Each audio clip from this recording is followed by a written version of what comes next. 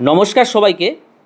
আপনি যদি নিউ টাউনে নিজের বাড়ি করার জন্য বা ইনভেস্টমেন্টের জন্য জমি কিনতে চান, তাহলে আজকের ভিডিওটি অবশ্যই শেষ পর্যন্ত দেখুন। আমি প্রায় প্রতিদিন বায়ারদের সঙ্গে কাজ করি। অনেক বায়ার শুধু একটি ছোট ভুলের কারণে পরবর্তী সময়ে সমস্যায় পড়েন।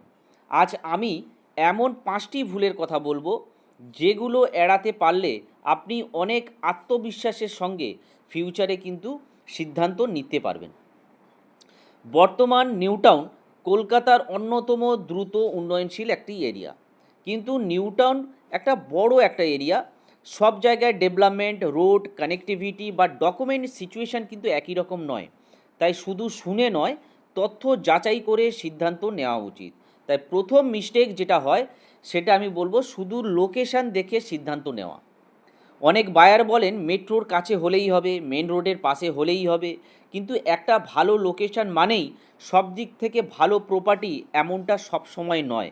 নিজেকে প্রশ্ন জিজ্ঞেস করুন, রোড অ্যাক্সেস কেমন, প্লটের শেপ কেমন, সারাউন্ডিং রেসিডেন্সিয়াল ডেভেলপমেন্ট কেমন, ড্রেনেজ ও বেসিক ইনফ্রাস্ট্রাকচার কেমন। লোকেশনের সঙ্গে প্লটের বাস্তব অবস্থাও সমান গুরুত্বপূর্ণ। সেকেন্ড মিস্টেকটা কি হয়, ডকুমেন্ট ভালোভাবে না দেখে টোকেন দেওয়া। এটাই সবচেয়ে সাধারণ ভুল।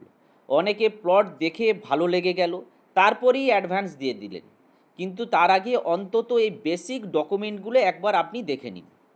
কি কি ডকুমেন্ট? সেল ডিডটা দেখুন, আরওআর পর্চা, মিউটেশন, দাগ নাম্বার, খতিয়ান নাম্বার, এগুলো একবার ম্যাচ করিয়ে নিন, এগুলো মিলিয়ে দেখে নিন।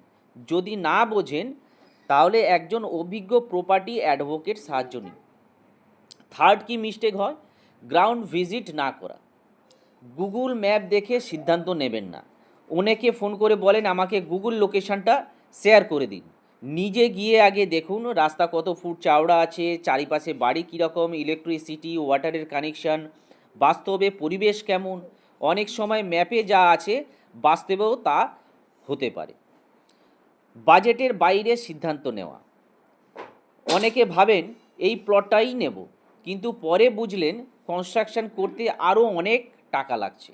তাই আগে হিসাব করুন জমির দাম, রেজিস্ট্রেশন, অন্যান্য খরচ, ভবিষ্যতে বাড়ি তৈরির খরচ, সব মিলিয়ে আপনার বাজেটের সঙ্গে সিদ্ধান্ত নিন। 5 নম্বর কি মিস্টেক হয়, ভবিষ্যতের গোল না ভেবে জমি কেনা। নিজেকে একটা প্রশ্ন জিজ্ঞেস করুন, আপনি কি নিজের বাড়ি করবেন নাকি ইনভেস্টমেন্ট করবেন? দুটোর জন্য একই ধরনের প্লট সবসময় উপযুক্ত নাও হতে পারে। তাই কেনার আগে নিজের উদ্দেশ্য পরিষ্কার করুন। এই 5টা ভুল আপাতত আপনারা মাথায় রেখে এগোবেন। আশা করছি আপনারা নিজের টার্গেট অনুযায়ী প্লট পাবেন। তো আজকের ভিডিওটা এই পর্যন্ত।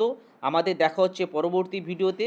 আপনাদের যদি কোনো রিকোয়ারমেন্ট থাকে, স্ক্রিনে দেওয়া নাম্বারে অবশ্যই ফোন করুন। সবাই ভালো থাকুন, সবাই সুস্থ থাকুন।